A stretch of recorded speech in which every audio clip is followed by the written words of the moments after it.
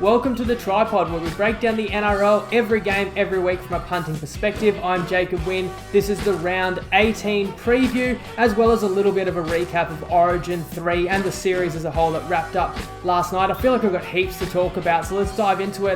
Last week, just 1-1 on the best bets, including losing probably the worst beat of the season. We'll touch on that. We lost the mixed matchup. That broke a streak of 7 consecutive winners we had before that, which was an incredible ride. The ride is not over. I'm going to keep giving one every week, and I've got one this week that will hopefully get us back in the winner's circle. As I said, a lot to discuss. I'll spend maybe 5 to 10 minutes wrapping Origin 3 and the series, where we also lost my value play for game 3, which means we went 0-3 on my single, value plays for each of the Origin matches, which is disappointing. I liked each and every one of them, but I have to talk about my losses just as much as I talk about wins on this pod. Although speaking of wins, we did win that Euro futures play for the European Soccer Championships, where of course Italy saluted, and we got $6.50 in a double chance market on Monday morning. And look, that match had plenty to talk about. I'm not going to talk about a soccer match, but I will say I could see a lot of similarities between the Euro final and Origin last night. And what I mean by that is you had a huge stakes match decided by the narrowest margin, and all the talk afterwards, everyone talks about the loser. What did they lack? What mistakes did they make? What decisions have been questioned by the coach? What errors? And everyone praises the winner. The winner did this great. This player played great. And the fact is, in a narrow match, one moment could have been an entirely different result. And yet, if that moment had happened, everybody would have a totally different assessment of the game. So I try not to do that. I talk about everything that happened in the game that we can learn from, not just kind of basing a narrative on the final result, because a lot of these games can go either way. But anyway, let's begin with what we always begin with, the best bets, which you expect in the first 5 minutes. So here they are, round 18, really challenging. Of course, you got all the Origin stars. We don't know for certain necessarily in every game who's backing up from Origin 3, and the latest spanner in the works, the relocated teams that have had to uproot and move to Southeast Queensland, relocated matches, the different venues in the mix too. I just have 2 best bets on 2 matches for this round, and they're both actually going to be neutral venue clashes. It begins with me taking the Raiders plus 2.5, $1.88 on Unibet, and the next best available would be to take plus 2, $1.90 on Sportsbet. They play the Cronulla Sharks at Seabus Stadium. I wish I was on the Raiders last week when they beat Manly. They were 14-point underdogs. They won by 14. But the thing is, a week ago, I did not know if this Raiders team still had the fight left in them and still had belief they could make the 8. So that win last week really, to me, is like new information, because now I know they have both of those things. And they did that without Jack Whiten and Josh Papali, their best 2 players who both rejoined the team. It's a 10-day turnaround from that result, whereas they play a Sharks side that has just a 6-day prep. So a bit of a difference there as we get to kind of the grind dog days of the season somewhat, where energy can definitely be a factor. And this isn't me strongly wanting to fade Cronulla. I think we've been on Cronulla nearly every week for the last few weeks, with mostly good results. And I still don't know if I can justify the Sharkies being favourites in this game, though. That's what it comes down to for me. I think Canberra's season is on the line here more than Cronulla's. I think it's going to be a super tight game. I'll take that plus 2.5. And then we move to Sunday, where I'm taking the Panthers minus 5.5, $1.80 on Unibet. Next best available minus 6 at $1.82 on TopSport. They play the New Zealand Warriors at Suncorp in the early Sunday afternoon game. I just think, maybe have people forgotten how great Penrith were for the first, 13 rounds of this season? Or is it because of the significant outs, namely Nathan Cleary, that people are downgrading them a bit too much? I also think their recent results, because they've underwhelmed either with narrow wins or actually losing games they're expected to win. But I think there were a lot of reasons that went into that. And they have some big inclusions, obviously 5 Origin players, and I expect most will back up. They've got all the way till Sunday to back up for this. Plus Dylan Edwards a big in. Sliding Matty Burton to the halves, where he didn't play in the halves last time when they were without Cleary, and I think they missed an opportunity to use his kicking game and his playmaking to cover what you do lose with Cleary, and now you lose with Luai as well. And I'm not going out of my way to try and bet against New Zealand, although I seem to have been against them a few times this year. I think they've been really brave, and I think it's a talented team. But it's a question mark to me. How do they respond getting uprooted again, and having to play in a new venue and new squad headquarters, coming off yet another tight loss, so that top 8 is kind of drifting away, whereas Penrith's off the bye, fresher. I think Penrith's primed to prove a point in this one. I was surprised how low that line is. Those are my best bets. Of course, I'll dive into every game. Got plenty to say about all of them. Thank you for everyone who has supported so far this year. I've really enjoyed the year. It's been as good as I could have hoped doing it on my own. It is a lot of hard work, and now we're into July. It is the kind of crunch time for me where I got to start making decisions, to be completely candid, about like, what do I do with the pod through the summer? What can I do? And personally, what do I put the majority of my time and my focus in terms of my career and everything, and whether it's feasible for me to do the pod again in 2022. Obviously, pledge to you guys, I'm going to bring it back to you 2021. I'm going to give it everything I have. We're 2/3 of the way through the season. I've done that. Obviously, I'm not going to stop now. So that's my number one focus. Let's finish this final third of the NRL season strong and into the finals. But beyond that, it really just comes down to whether I can keep growing it and get the support, and there's people that want to tune in every week, make it worthwhile doing. I very rarely talk about the business side of things, but I don't know if people are aware, I do actually knock back quite a few opportunities to monetize the pod even more so. There are a lot of, let's say, other bookies that I'm not as confident to promote that would be happy to kind of have a promotional part of this pod, but I don't do it if I don't think I can genuinely endorse that. There's other products where I don't necessarily think you guys want to hear me plugging products that maybe don't align. I mean, I could be here reading a Manscaped ad, and maybe that would suit someone like me, but I don't want to fill the pod up with trying to marketing to you guys. But I am just going to throw this out there, and then anybody listening, do this with this what you will, because I have to see if the pod can be worthwhile for all the time I put into it. So if you are a business owner, you have a product or a service that you think actually would be valuable to people that listen to the pod, in the pod demographic, I'll be open to inquiries. Feel free to shoot an email to tripodbetting@gmail.com. Thought I'd just throw it out into the universe, see what happens, guys, because I do want to keep bringing the pod back. That's why I give everything I have into this, to hopefully make it a good product that can continue to grow. Let's talk about Origin 3. I'm wearing my maroon pod shirt here. I am really happy that my state won a game, and it was a really exciting game. I think even you Blues fans would have to admit it's great to have a game of footy that's got the best players in the game in a back and forth match, anybody's to win, and some desperation out there. You love to see it. Now, I didn't love to see our best bet or our value bet on Top Sport fail. That was Teddy to score, which didn't happen, and New South Wales first to 3 tries. That didn't happen either. Really, I misjudged this game because I did not have a high degree of confidence at all that Queensland was really going to bring this performance. I feel like all the disruption they'd had, all the turmoil, what we'd seen in game 1 and 2, you had no Harry Grant, you had an out of sort Munster, DCE out of form, questioning his capability to lead the team. A Queensland pack without David Fifita, Arrow of course out.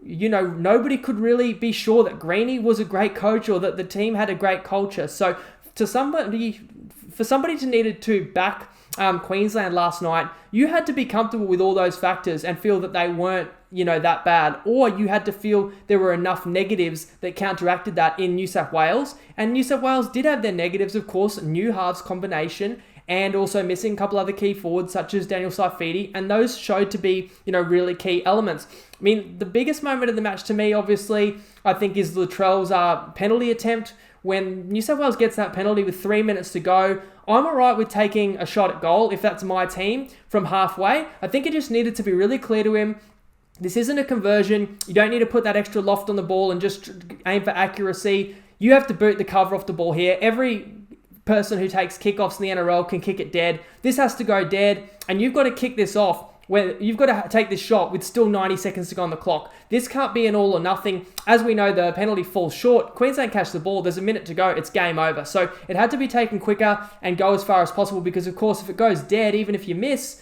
Queensland's forced to do a 20-metre dropout. So that would have given New South Wales 2 bites at the cherry. Look, Ben Hunt was enormous. As we know, he won man of the match. I thought his tackle on Latrell Mitchell on the try line when Queensland were just trying to keep New South Wales at bay was as big as either of his 2 tries. It's funny because Ben Hunt is a guy that's criticised a lot, and here he is playing on the biggest stage, out of position, in a series where he wasn't necessarily first, at the forefront of people's mind. People thought it was a new time. Harry Grant, Reid Marnie was in the mix. You had, if anything, the utilities were looking more like AJ Brimson, maybe a Reece Walsh.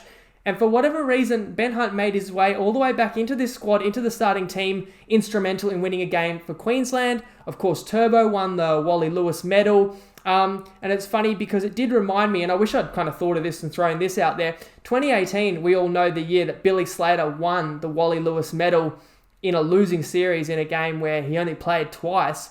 It was actually Tom Trbojevic who probably deserved that medal, who was probably the man who was robbed. If you look back and say, a New South Welshman should have had that medal, Tommy Turbo was as eligible and as deserving as anybody. And does that factor in to the decision by the selectors last night? Because it was dead close between Tommy, who was phenomenal and very deserving, and of course Latrell Mitchell, who a lot of people in our group were on, and had a massive case as well. And I think maybe if Latrell's penalty shot gets over the bar, maybe that's enough to just nudge him back in front. But late in that game, when New South Wales were down, it felt to me like Turbo was trying everything he could to change the result. He made a late impression, and every time Turbo had the ball, struck the fear of God into me. And I think that's a real mark of how talented a player is. New South Wales people, you tell me, do you get that feeling when Kalen Ponga touches the ball? Because he was a huge inclusion, obviously, boosted Queensland out by a mile. And, had he been there, I don't think it would have been a different result, but you can see what a difference he made. Now, I'll also take a loss or take the L when I said I agreed with Freddie's selections of the halves. Jack Whiten, his recent form, I'm talking the last 2 or 3 years, and at rep level, I thought he deserved the 5/8 jersey, and Mitchell Moses, I thought he'd done enough to come in and play Cleary's role. I mean, everybody is going to criticise the way the halves played last night. I will say this, I think the big difference last night wasn't necessarily the halves play. The biggest difference last night was Queensland's effort, and Queensland's intensity was so much better than game 1 and 2, which shut down the space that New South Wales had to operate. In saying all that, I feel, we'll never know, but I feel like had New South Wales picked Reynolds and Walker, I feel like there's better kicks, there's better ends of sets, there's better execution, and New South Wales probably wins. Now, I touched on Ponga. I think he's another guy, a bit like Ben Hunt. There's some people that like to criticise. I don't think a lot of it's really that fair. Thought he was outstanding last night and probably second best on ground. That near intercept he had on Turbo, which, although it's a knock on, it saves a try, because if Turbo, of course, just does a little dummy or anything like that, he's through, or if he gets that pass to Teddy, Teddy's in and Teddy does score. So that's, an incredible moment that maybe wins the match for Queensland. If Kalen Ponga doesn't do that, then we're all going to be talking about a moment earlier in the match when To'o spilled the ball but recovered enough to put an epic try-saving attempt on Gagai, which at the time I think would have allowed Queensland to extend a lead to a 2-score game. So moments like that get lost when the team doesn't secure the win. Another point, just to go quickly, the head-high crackdown is working. I know there was a lot of criticism of how many penalties and how many 6 agains, but the truth is, how many high shots were there? Not many. The players are adjusting. Origin used to always have some brutal high shots. Another point, let's look at the last 2 series. 3 games played last November, 3 games just concluded. We had 3 close ones, and we had 3 convincing wins. All the convincing wins by New South Wales, all the close games by Queensland. So I think Queensland fans have to be really happy that somehow, in the last 2 years, with clearly nobody can argue a squad that matches up against New South Wales, to come out of that with 1 series win, to come out of that with 3 wins head-to-head each, Queensland has outperformed. If you replay the 2020 Origin series, clearly some of the time New South Wales would have won game 1 or 3 and won that series. If you replay the 2021 series, you could replay that 100 times. I don't know how many times Queensland could have reversed the game 1 or 2 result, but clearly New South Wales could have won game 3 a few times as well. So this year could have been a sweep. Last year, New South Wales could have won as well. Queensland fans, be happy with that. They've overperformed expectations. New South Wales fans, I'll leave you with this. You should definitely be happy too. You just won the series. All the games were in Queensland. Your team is younger. You've got a brighter future. and it's exciting times to be a New South Wales fan. You've got a team that, although you obviously a bitter taste in the mouth to not sweep the series, you've got a team with a lot of talent to be excited about. Now, as we move to round 18, I was just speaking of sponsors earlier. Let's throw to our sponsored segment, a company I'm very happy to fully endorse and that I believe in and that I believe is a benefit to have for all punters. That's Top Sport, of course. So here's Tristan, who was at the game last night. Let's get his quick take on it, as well as a look at round 18.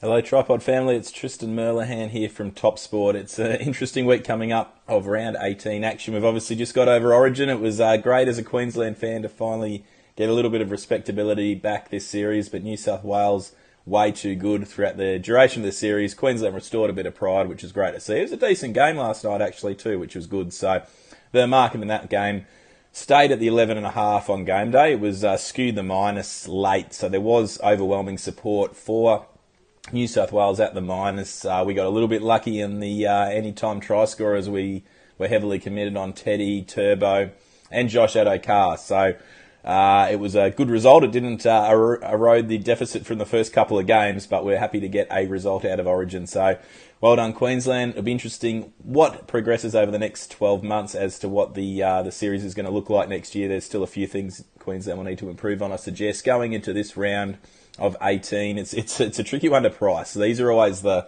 hardest rounds to price up. Like, I find these rounds a lot more difficult than the rounds pre-Origin because a lot of the players are named, but there's uncertainty whether they will line up or not, which thankfully this is the last one of those rounds this season.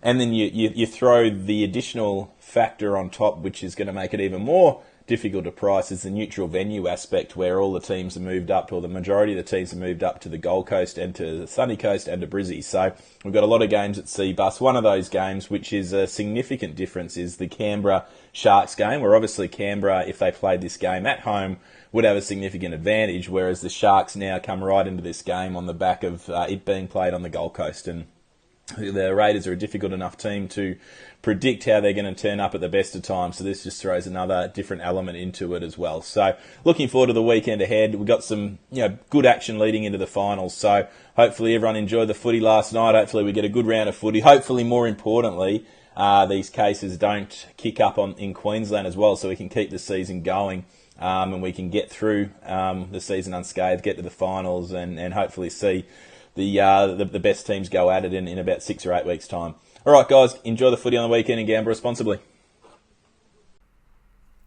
Thank you, Tristan. Guys, just one other thing. If for any reason you missed the round 17 pod, I actually, because it was a split round, spent the first 10-15 minutes looking quite a bit overall at the top 8, the 15-1 multi that I gave out. I think that's all still pretty interesting. Usually, if you missed last week's pod, it's a preview, so you move on. But that one was a bit more of a general overall view. So if you did happen to miss it or whatever, and you want more of your tripod fix, you can always go and find the round 17 preview after you listen to this one. But let's jump into round 18. No footy tonight. So Friday, the early game kicks off the round with the Titans hosting the Eels, and the Eels are 5.5-point favourites. I think this is going to be a really good game. The Titans get to name the same 17 that pulled off a big win down in Canberra. They've had the bye as well. They've got 3 rep stars to back up, and all should back up, most important being AJ Brimson, who was thrown into the action to play the whole second half at centre, not his natural position, and did really well. I can remember one outrageously good tackle on Tom Trbojevic. He was marking the most dangerous player in the game, and he kept Tom under wraps just enough. Of course, the Eels will welcome back Mitchell Moses, who was quite maligned. I think he'll be really keen to play another game of footy. I didn't think he deserves all the criticism that's being thrown his way, but as I said, I was probably wrong in suggesting he was the right option or the best option. Paulo is also slated to come back for the Eels, and another big inclusion is welcoming back Reid Marnie. The Eels are also, of course, off a heartbreaking loss to Penrith, but a pretty good performance to play the Panthers right down to the wire in Penrith 2 weeks ago. So I think this will be a high-quality match. I think Gold Coast are a top 8 calibre side, just in terms of their roster, how they line up when they're at full strength. And I think the Eels are a top 4 calibre side. But if whoever loses this, that's going to hurt their hopes, because neither of these teams are assured of being top 8 or top 4. The thing about the Gold Coast If they're to win this game, that would be their first time they beat any of the top 6. And I think there is a clear top 6, echelon of teams. If you look at the ladder, it's been pretty much that same 6 all year. Ever since Manly ascended, there's a clear top 6. The Titans haven't beaten any of them. They have a chance to do that tomorrow, but I feel like I need to see it before I trust it. What I always criticize about the Titans is I don't see their halves steering them to win the tight games and to beat the good teams. If they prove me wrong, it starts to elevate what they're capable of as a squad. Now, speaking of squads, I think Parramatta's a really tight squad. I kind of think back to the COVID break last year. Parramatta exploded out of the gates because I think that the squad had belief and confidence that they could really do something special. And although they fell away, I feel like it's a similar squad they brought back this year, and I don't see why they won't respond the same as well with a mini break and a relocation. I think getting their spine intact, the Eels will be too good for the Titans, so I would lean that way, but I won't lay the points, although I was close, and you can lay, I think, -2.5, $1.80 on 365. Definitely considered it, but I just thought the Titans could be due to kind of knock off one of the heavyweights or one of the stronger opponents. So I think it's going to be a cracking game. I won't lay points in a game that could go down to the 80th minute. I hope it does, really, for entertainment value. Moving to the later game, Friday night, the Seagulls play the Dragons, and it's a double-header, so it's at Seabus as well, as these teams have been relocated. The Dragons are catching 13.5 points. Turbo will be rested. If only Manly rested Turbo after the last Origin. DCE most likely will play, is what Des said, as well as that Schuster is back for Manly. I think this is a really important game for Manly. As I mentioned when I talked about the Raiders, Manly's last performance is a home loss as a 14-point favourite. Now you can say, yeah, Manly lost, but they had no Origin players. Well, the Raiders aren't great this year, and the Raiders were missing their best players too. So, look, as much as Turbo is insane, I don't think Manly should be saying, oh, well, you can only judge us when Turbo plays. I think if Manly really believes they can make a run, make noise, and make a prelim, make a grand final, well, I don't think Manly can beat the top 4 and top 2 teams in the comp, even with Turbo, if they can't beat, the 12th best side in the comp in St. George without him. And I'm calling the Dragons about the 12th best. I know that they sit right now in 7th, but I think when you factor in all the players that aren't available and what's happened to this club, I think I'm probably generous saying that they're still better than 4 other squads out there. On that note, though, the Dragons sitting in 7th and all of their turmoil, it's a huge game for them too. If you look back at their recent form, they pulled a really brave win against the Raiders. They pulled a really brave comeback win against the Warriors. Then they've obviously had this barbecue scandal, and you've got 12 blokes that have let their teammates, let their coach, let their supporters down. So these guys are all owing suspensions. Now, 4 of them, Dufty, Fuimaono, obviously Vaughan's had his contract torn up, Alvaro, and then Lomax, not technically a loss because he hasn't been back from injury, but they're missing that boost. Those guys are out, but there are 8 other players playing for St. George tomorrow night who have suspensions yet to come. I feel like those players owe the club huge performances. Now, is there a divide in the team? Is there, because some players are disagreeing with others or some players feel let down? I think if you bet on this game, St. George Illawarra against Manly, it comes down to your guess of how the Dragons will play. I think you'll get a good Manly performance, but do you trust that the Dragons can respond to all the adversity and come up with a big performance? Of course, Captain Hunt comes back in and he's off a huge performance of his own. Sims should back up as well. I would play the Dragons if I could have gotten that line earlier in the week. I think it was up near 20, in some places over 20. And you know me, I would have anticipated that Turbo would be rested for this. So the best way I would execute that would be to bet on the Dragons before the Turbo news came out. But as I only give my best bets on, Wednesday night, or in this case, a Thursday night, and the Turbo news is already official, and that line has dropped 6 or 7 points, well, now I've missed the best line.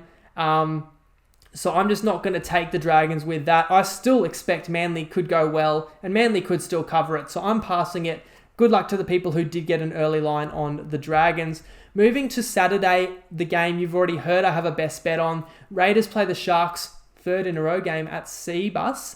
And the Sharks across the board are -1.5, but I'm taking the +2.5. That's still available $1.88 on Unibet, and the +2 I would still play $1.90 on Sportsbet. Now, this is a huge game, clearly, because it's going to go a long way to decide a top 8 position. I believe, especially for Canberra, I think a winnable game and one that they need to win, being on the outside looking in. Now, Tristan touched on the big factor that Canberra have lost the right to host this. If this had been last week, this game would be down in Canberra, and I'm not even sure, maybe someone can comment. Are there COVID cases in Canberra? It seems like Canberra's been thrown in with, being treated as the rest of New South Wales. It feels harsh for the Raiders because they could have really used this game being in Canberra, but it's not. It's on a neutral venue. And look, both these teams had good performances last week, as I've touched on. Raiders with the upset over Manly. They do lose Whitehead while gaining those Origin stars, and the Sharkies won our best bet last week.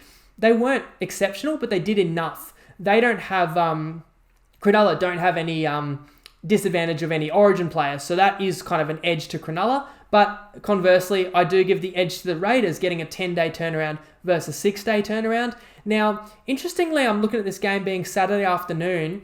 I do think the Sharks are a good daytime footy team. I think they're a side that likes to throw it around. We saw them score 20 in the first half against the Warriors, and although they managed 0 in the second half, overall, I think you still like the Sharkies in the day more than night or, potentially dewy conditions because they like to shift the footy. You probably say the opposite of Canberra. They're a side that wants to play through you. So that would definitely suit the Sharkies. But, in saying that, Raiders have got this young, speed start fullback, Xavier Savage. It's exciting to see him get another run and now get to play with, some of his better teammates who rejoin the team. And I'm just going back to that point that I believe that now I know that Canberra have a couple of things. They have hope and they have life. And I'm willing to take them on the back of, getting these guys back into the team. Maybe Whiten also with a point to prove after not having his best performance in Origin. Let's not forget the Sharkies are still without Wade Graham as well. This could go either way. I just feel getting over 2 points or getting a couple of points is enough value to lean me to Canberra. So I've got them as a best bet. Next match on Saturday, the Cowboys host the Roosters. The Roosters are a 10.5 point favourite. And look, there's been a lot of talk of the crackdown. It was over the top Magic Round, as you all remember. Everything that was anywhere near the head or head high was, obviously a sin bin or a send off. And if I look back, correct me if I'm wrong, I think the harshest sin bin of all of them was the sin bin against the Cowboys when they played the Roosters in Magic Round. That was anybody's game. The Cowboys were down 6 with 15 to go. But that sin bin changed all that, instantly gave the Roosters a penalty, which pushed the lead to 8, gave them a man advantage, which led to a try, and really not allowing the Cowboys to score. Roosters won that game by 14. Why do I remember that so vividly? Because our best bet that night was Cowboys plus 13.5. Now, since then, when I took the Cowboys against the Roosters, I would say my opinion of the Cowboys has reduced. Now, I don't want to relive the best bet that lost last week. It's all in the recap, but I think it was the unluckiest loss we've had all season out of all of our 22 losers, I think. And if I didn't say at the top, we're still 66% on best bets. You're still up over $2,300, and that's including losing 100 on each of the Origins. Of course, I build that in. Nowhere to hide any losers, so those Origin losses count in that. We've still got a great profit this season. But getting back to that losing best bet last week, it was very unlucky because of the position we were in. It was very unlikely that we were going to lose our first half handicap of plus 8.5 when the Cowboys were up 12-2. Does that mean it was a great bet? No, not necessarily. The Cowboys went on to concede 46 straight points. I'm not about to say that a team that did that was worthy of a best bet. So not a great bet, just a terrible amount of luck for us. And now this Cowboys team has dealt another blow. They lose Valentine Holmes for an extended period. He hurt his shoulder last night. They will get back Francis Moeller and the Hammer from Origin, and those guys should be buzzing. But it's not an easy opponent that the Cowboys have to face here. Look, if you look at the Roosters' last couple of games, they lost 46-0 to the Storm, and then they only beat the Dogs narrowly. And since then, they've had training injuries. Suwali is out for the season. TKO, hamstring strain, is out. Having said all that, I still think the Roosters are a good side. Crichton and Teddy should back up. Joey Manu is having a whale of a season. Sam Walker has his ups and downs, but he's fun to watch. Waria Hargraves having as good a season as I've seen him have in his career. And of course, Radley is back on deck. So I referenced Magic Round when I took the Cows against the Roosters. I have to say I liked North Queensland more then, whenever that was, about 6 weeks ago, than I do now. And we were getting more points back then than we are now, so I can't play the Cowboys.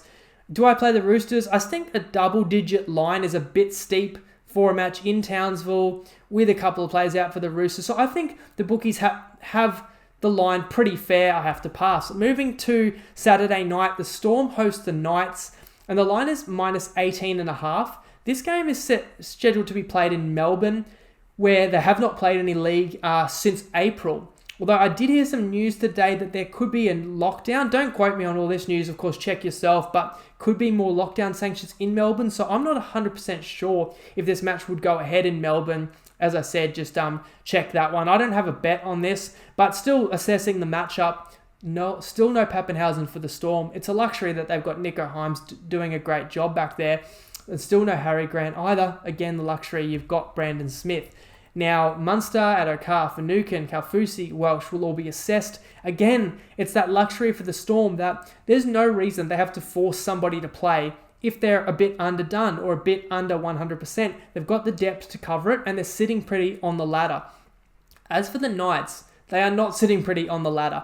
Now, before the season, just a kind of side note, I drew a lot of parallels between the Newcastle Knights and the Gold Coast Titans. Thought they were really similar teams with similar rosters, similar strengths, and I picked them to finish 7th and 8th. If we look at the ladder now, after 17 rounds, they're both on the outside, but I would still argue at this point in time that the Gold Coast and the Knights have top 8 quality rosters and both should make it. But it's crunch time for them. They can't drop many more games if they are going to make it. And I know that those squads believe they should be there. So these are really important matches coming up. Now, the Titans and Knights also have something in common, that they had statement wins last time out. They both won by about 40 points. And they've both been getting some key rep players out. Obviously, both have star fullbacks, AJ Brimson, and for the Knights, Kalen Ponga, that have gotten back in their team recently that allows them to maybe make a ladder surge. Is this a must-win for Newcastle? I wouldn't go that far. They're sitting 9th, and this is not a very winnable game. Obviously, playing the Storm, you're an 18-point underdog. The Knights have more winnable games coming up. On that note, there's actually a thread in our group where several sharp punters are talking about Knights to make the 8 at $2.30 and keeping their powder dry, waiting for a Knights loss this weekend, and then seeing if they can jag like $2.50 about the Knights to make the 8. And I don't disagree with that thinking. So if you really think that way for Newcastle, it would probably be smart to rest Ponga in this one, in a game that's not very winnable, and then bring him back definitely fit and firing for that home run. I don't know if NRL teams ever really think about like punting on a game, and you can argue as well Newcastle wants to keep building continuity combinations on the field, so likely that Kalen Ponga plays. In addition, Frizzell is back from injury, and so is Daniel Saifidi, and they're both kind of on the early side of things in their return from injury. Now, having said all that, the Storm have been phenomenal all year. I wish I'd probably bet on them a few more times than I have. I've gone against the Storm quite a few times this year. Although if you want to go back and look through all the best bets in all the weeks, we've actually done, I think we've won more than we've lost in the moments that we have opposed the Storm, but I still hate doing it. So I look at this line, and I do believe in this Knights team, and with a line above 18, I would have to lean towards the Knights, but I won't play them because this is a homecoming game for the Storm if they do play in Melbourne, and you'd expect that they will perform accordingly. And if the game gets moved venue anyway, the bet's going to void. So I think I'm just going to pass anyway and see where the dust settles on that one. Moving to Sunday, the game I've also got my second best bet on. In a triple header, the Warriors are playing the Panthers at Suncorp. Line across the board, -6.5, Penrith favoured. But I really value playing that -5.5, sacrificing 10 cents on Unibet, or even the -6 at $1.82 on TopSport, where it's going to save you a loss, obviously, if it lands 6. Now, the reserves are the interesting talking point for the Warriors, particularly Tohu Harris. So important for them. He's injured, but he's in the reserves, so there's a chance he could play. Ewan Aitken had to quarantine after being affected by COVID with a flight he took in their bye week, but he's eligible to play this week, which would be a boost. Last week I talked about New Zealand's match was another one that was in their reach, but they just weren't quite good enough. That's been the story of their season. On a plus note, they don't have any Origin players at least to disrupt the team, but they haven't capitalised on that. This is a period of the year where teams with no Origin players really should jag a couple of wins against sides that are under strength. New Zealand hasn't been able to do that. They face a Penrith side that knows all about Origin. As I said, there's like 5 Origin players coming back. I think with this game being on the Sunday, the majority of those guys will come back. To'o, Yeo, Capewell, Coruscant, Liam Martin. They're all named. Now, they've all played big roles, in particular, To'o, Yeo, Capewell. But those are the guys that have played the biggest minutes. But I still think, anyone who they might sit out, they actually have the depth to cover 1 or 2 of those guys. Now, I think after Penrith lost those back-to-back games to the Tigers and the Sharks, then they only beat the Eels by a field goal, which to some people wasn't that impressive. The simple explanation is, they're not the same team without Cleary, and now they've lost Luai. So I think that's actually keeping some people off Penrith, where I believe that could actually line them up for a ruthless performance, just to remind us all what's what. Ivan sticks with Tyrone May, who's another guy being criticised, but when you've got 2 of your halves out, Tyrone May's still a ball player. I think he'll be aided by Matty Burton moving to 5'8". Previously, Matty Burton was staying in the centres when Cleary was out. So now Burton's in at 5'8". He can run the show and really showcase his talent. And I think Dylan Edwards is a huge inclusion here that really helps the whole spine and helps the Panthers click. He's not as important to the Panthers as Nathan Cleary, but I think it was pronounced or magnified having both of those guys out. So I think it's a huge inclusion. And then you get to, move Stephen Crichton back to the centres.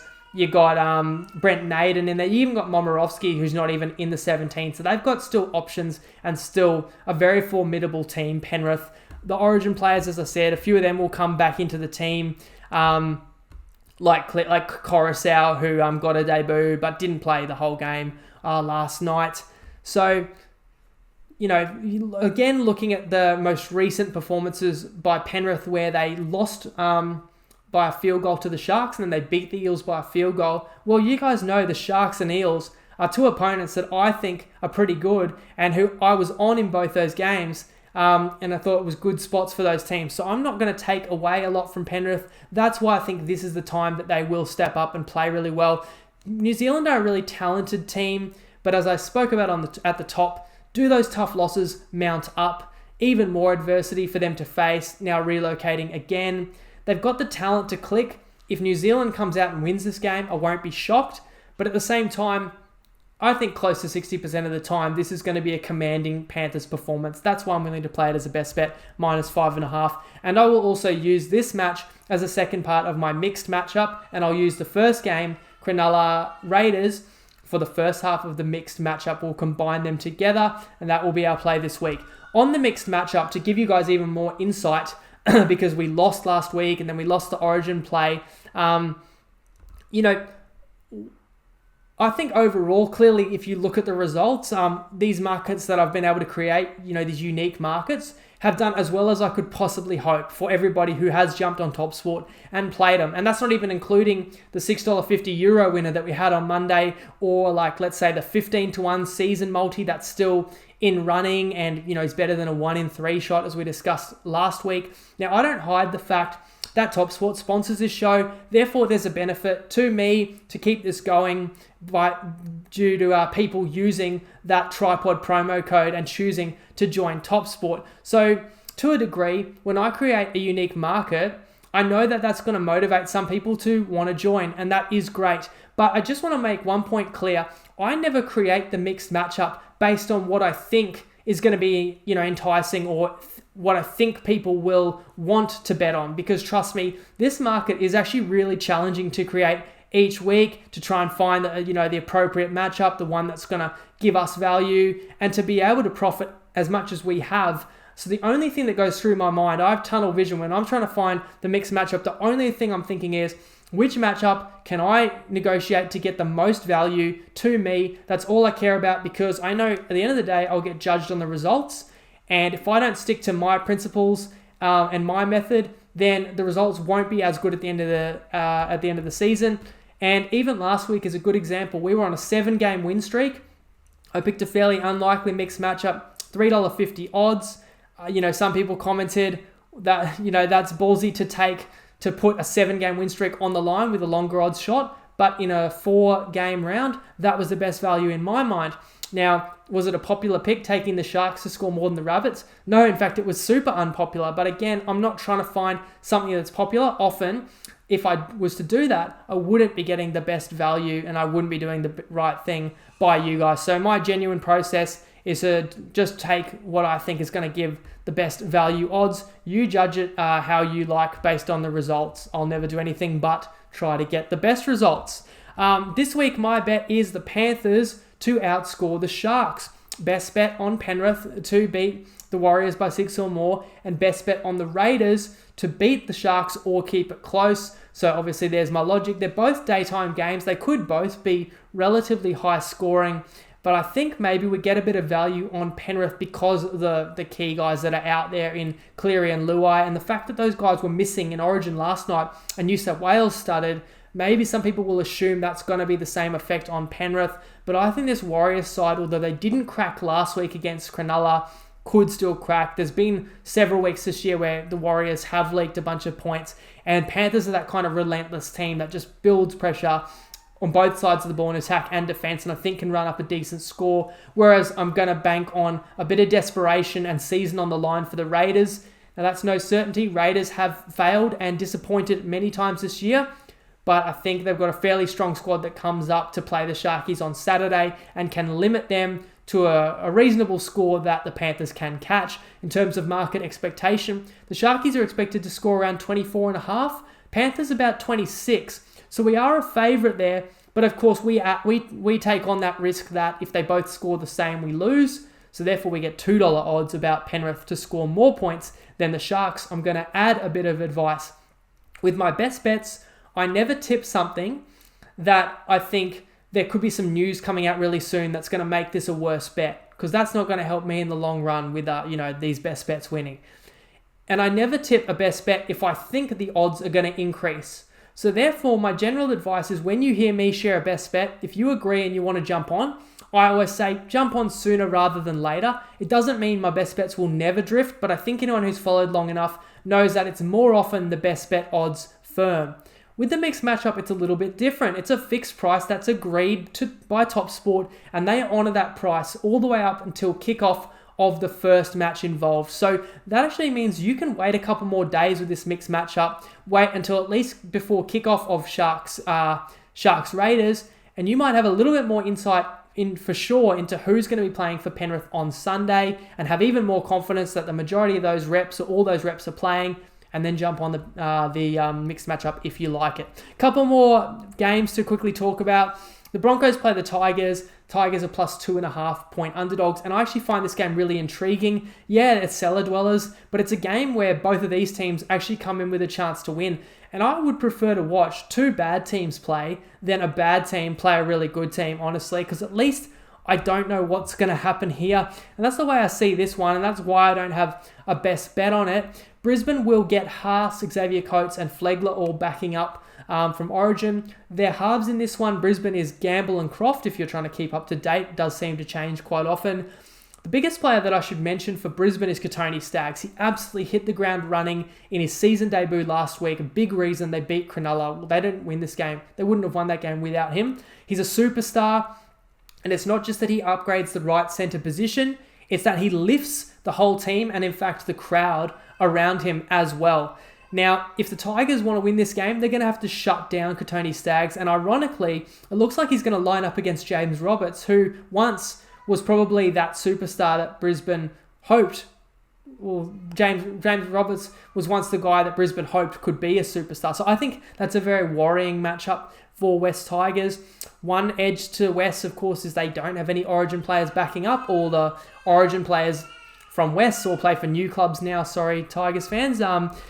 When I look at the squads, I think they're very even. And then Brisbane's at home, and they're off a confidence-boosting win. So I think Brisbane should be favourites. If I'm the Tigers, I'm looking at this game saying there's no reason we can't match the Broncos. We played well last time we played at Suncorp in Magic Round, and actually we've got the more experienced halves. Dwayne is a quality player who's playing 5'8" in this, and let's be honest, Luke Brooks, starting halfback for 8 seasons, a lot more experience than the other side halves in Gamble and Croft. So that could be the key ingredient that gets the West Tigers home. And I'll certainly be cheering for them to win this one because they've won 5 games this year. And if we're going to win our 15-1 season multi, we need 3 more. So neither side sways me enough for a best bet, but I'll cheer on West Tigers. Finally, the Rabbitohs play the Dogs at Seabus. The Rabbitohs are 26.5 point favourites. This Rabbitohs side was so ruthless last week once they clicked into gear, which unfortunately for us was a few minutes before half time. I referenced the Rabbitohs halves in my Origin wrap. Particularly Cody Walker made a statement in the way that he played last week. And again, maybe that, him and Reynolds should have been there last night for New South Wales, but it's a benefit to the Rabbitohs that they weren't really. Now, how the Rabbitohs line up in this one depends a bit on who backs up from Origin. So Murray, Cook, Gagai, Mitchell, they've got to make a decision. Obviously, Arrow will be suspended. Regardless of who the Bunnies pick, they're going to be too good for Canterbury. I don't see any possibility of an upset here. In fairness to the Dogs, they improved a lot last week, going from 66-0 losers to Manly to last week playing the Roosters all the way down to the wire. In that game, the key was the Dogs' forwards in poor conditions. They really aimed up. Unfortunately for Canterbury, the Bunnies are the kind of side where their footy pulls you apart. It's going to be really hard for the Dogs. And in terms of the line, as I've said all season, I really struggle to know what to do with these massive lines. It's so easy that a game can kind of go either way. I feel like the Rabbitohs can win by as many as they want to on their day, and we've seen that. But we've also seen games where they just coast, whether it be the first 25 against the Cows last week, whether it be the whole second half against West last week. So because we don't know which way that's going to go or how seriously the Bunnies will take this game, I'm going to leave it alone. Now, guys, I know this has been a longer pod, so I actually thank you for staying with me this far, and I want to get your genuine feedback. When I came into this season, my aim was to give a 30-minute preview pod every Wednesday and about a 20-minute recap. But I've noticed, for whatever reason, these have been creeping up in time. And tonight's pod's getting close to 50 minutes, but a few in the last few weeks have been like 40-minute pods. So what I really like to know, and I'm going to put it in the comments of YouTube and Facebook, do you guys value a shorter, sharper pod? Do you want to get in, get out, and just hear the key thoughts on each game and be done in 30 minutes? Or do you not mind a pod that goes that extra 10, 15 minutes and just allows me to elaborate a bit more, within each game and a few overall things and not trying to cut it down? Please let me know which way you like it, because I want to hear your feedback and make the pod that makes most people happy and want to tune in. So I'll put that in the comments. I'll see you Sunday night. It'll be a later live recap because there's a Sunday night game this week. So I'll probably see you about 8:30 for a live recap. I think this will be a really important round to watch closely and see how everybody adapts to all the latest circumstances and how everybody looks for the run home. So I hope you guys can join me then. Good luck with all your punts. Let me know what you're looking at, what you agree or disagree with that I've said tonight in my preview. And as always, gamble responsibly. Lego.